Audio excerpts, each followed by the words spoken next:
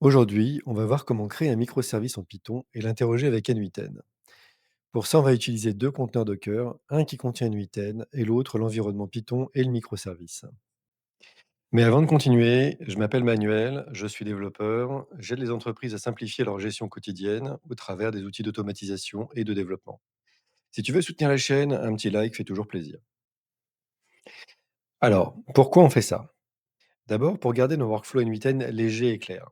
Le code reste côté Python, pas dans les nœuds. Ensuite, parce que Python permet d'aller beaucoup plus loin. Analyse, calcul, librairie, tout est possible. Et surtout, ça pose les bases d'une vraie architecture pro et évolutive pour les futures automatisations. Ok, maintenant qu'on comprend l'intérêt, voyons comment tout ça s'organise. Alors, maintenant, on va s'intéresser au diagramme de séquence. Un diagramme de séquence, ça nous sert à savoir avec quoi on fait les choses, comment et dans quel ordre. Alors, dans notre cas, on a quatre entités. On a un utilisateur, le conteneur n8n, le microservice qui est dans le conteneur PWorker et un service externe qui est Airtable. On parle de l'utilisateur. L'utilisateur déclenche le workflow et le workflow va faire un appel au microservice qui est dans PWorker. Il va faire cet appel avec un HTTP GET et il va envoyer la clé API. Si tout se passe bien, il va renvoyer un code 200 et le résultat en JSON. Ce résultat, on va boucler dessus et on va l'enregistrer dans Airtable. Alors, on aurait pu faire des traitements dessus entre-temps, mais là, on va l'enregistrer directement. Alors, il y a un deuxième cas qu'on voit ici dans le schéma, qui est le cas où, quand on a interrogé le service, il y a eu un problème. On le sait parce qu'on a eu un retour 401 ou 500 quelque chose. C'est ce qu'on voit ici. Bon. Et ce qu'on va faire, c'est qu'on va renvoyer ce message d'erreur à quelqu'un qui pourra le corriger. Parce que c'est très important pour une entreprise de savoir quand quelque chose s'est mal passé, parce que ça peut avoir des impacts très importants. Donc on a besoin de pouvoir réagir très vite. Voilà, on en a fini avec ce petit diagramme. Maintenant, on va voir comment mettre tout ça en place. Alors maintenant, ce qu'on va faire, c'est qu'on va s'intéresser aux fichiers qui sont nécessaires pour construire les conteneurs. Dans notre cas, on a deux conteneurs. Donc un conteneur à 8N qui est une image qui est déjà construite et un conteneur PWorker qu'on va devoir construire. Alors pour ce faire, il va nous falloir quelques fichiers. Je les mettrai dans la description, vous pourrez les télécharger, reconstruire l'image chez vous. Voilà. Alors, l'arborescence des fichiers du projet. Alors, on a notre répertoire route. On va avoir un Docker Compose, YAML, très important. Un fichier .env, qui est un fichier de paramètres. Un répertoire PWorker qui va contenir le Dockerfile, qui va nous permettre de construire le conteneur PWorker. Et un requirement.txt qui, en fait, regroupe les librairies qui vont être nécessaires à Python pour faire fonctionner le microservice. Et finalement, nous avons un répertoire app qui contient un main.py qui est le code de notre microservice. Alors, jetons un coup d'œil au fichier Docker Compose YAML. Ce qu'on peut voir en premier lieu, c'est qu'il est découpé en deux. Il y a la partie n8n et la partie PWorker. Comme vous l'aurez deviné, c'est en fait la description des deux conteneurs qu'on va créer. Pour n8n, il va chercher l'image n8n officielle. Il l'expose sur le port 5678. On crée un volume pour que les données soient persistées.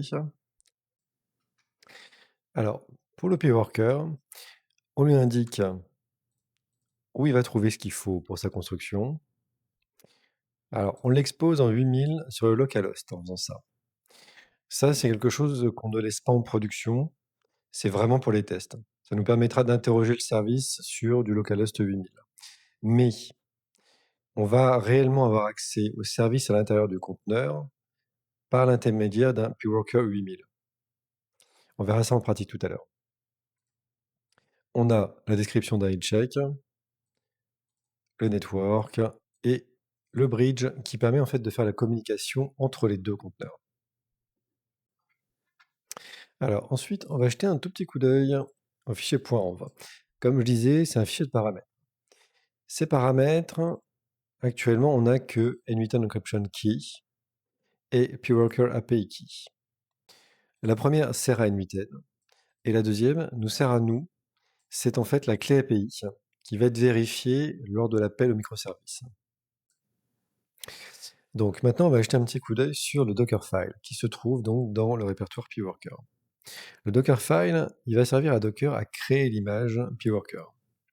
Pour ce faire, il va prendre une Python 3.12 et l'installer dans le conteneur, faire ce qu'il a à faire ici, mais surtout, il va installer les dépendances qui sont nécessaires à notre microservice. En l'occurrence, elles se trouvent dans le requirement.txt.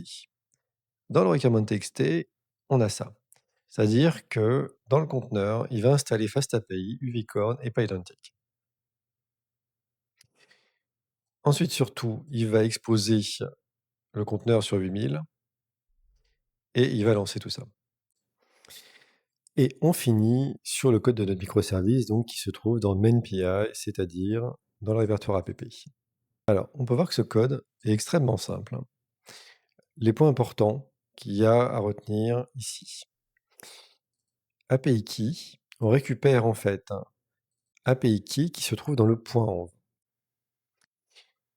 On a des structures de données, on a le LZ qu'on a vu passer aussi, et on a la méthode process, celle qui sera appelée par NVIDIA.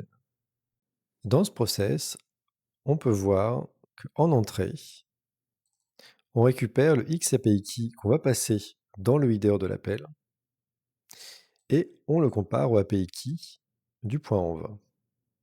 Si cette comparaison n'est pas vérifiée, on lève une exception, 401, qui va nous rendre un message comme quoi on n'est pas autorisé.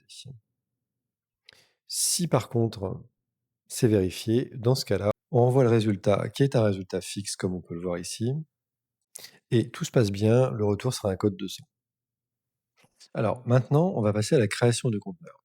Donc pour ce faire, on va aller dans l'explorateur, on va ouvrir une commande et on va utiliser cette commande-là. Et c'est parti. Et il a terminé. Donc maintenant, on va aller dans Docker. Dans Docker, on constate que dans les conteneurs, on y a bien notre nouveau conteneur. Ce conteneur contient deux autres conteneurs, hop, avec les ports exposés. On peut voir qu'on a cette image-là, qui est l'image qu'on vient de créer. Et on voit qu'au niveau des volumes, il y a ce volume-là qui a été créé et qui donc va permettre de persister les données du conteneur NVTen. Donc maintenant, j'ai lancé NVTen, j'ai créé le workflow et je vais vous détailler un petit peu tout ça. Alors, surtout le nœud HTTP request qui va nous permettre d'appeler le microservice. Donc la méthode, c'est du get, normal. Ensuite, l'URL, c'est pworker 8000.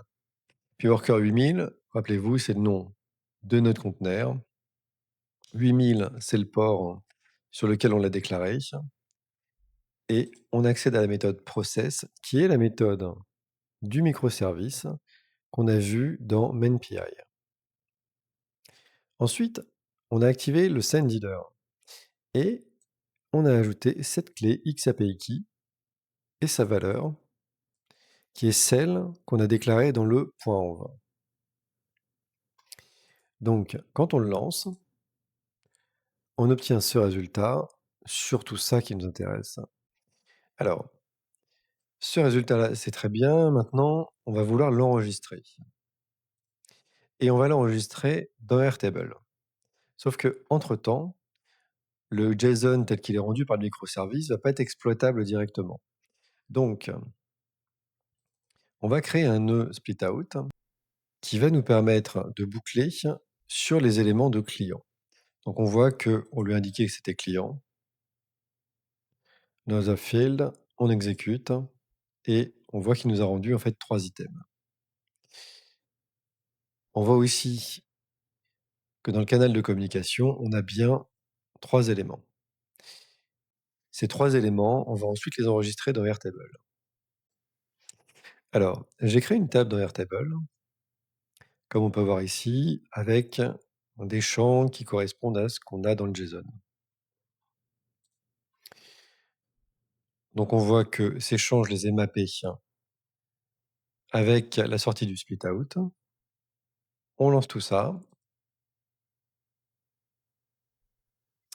Donc résultat OK, tout s'est bien passé et on voit que dans la table, tout a été ajouté.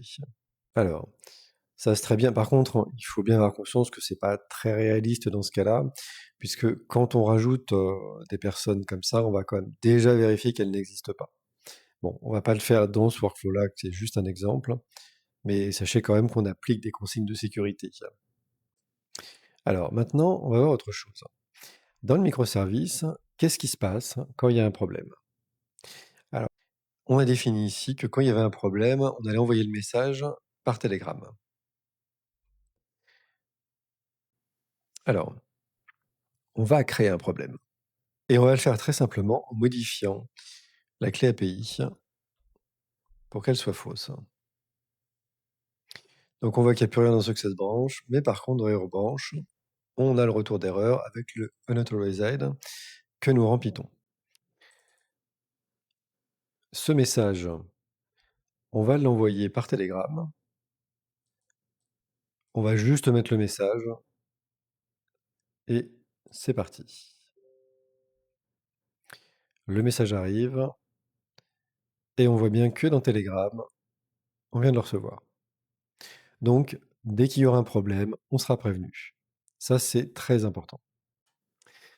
Et voilà, c'est tout pour aujourd'hui. Si tu veux continuer à explorer l'automation avec moi, abonne-toi et on se retrouve très vite pour de nouvelles aventures.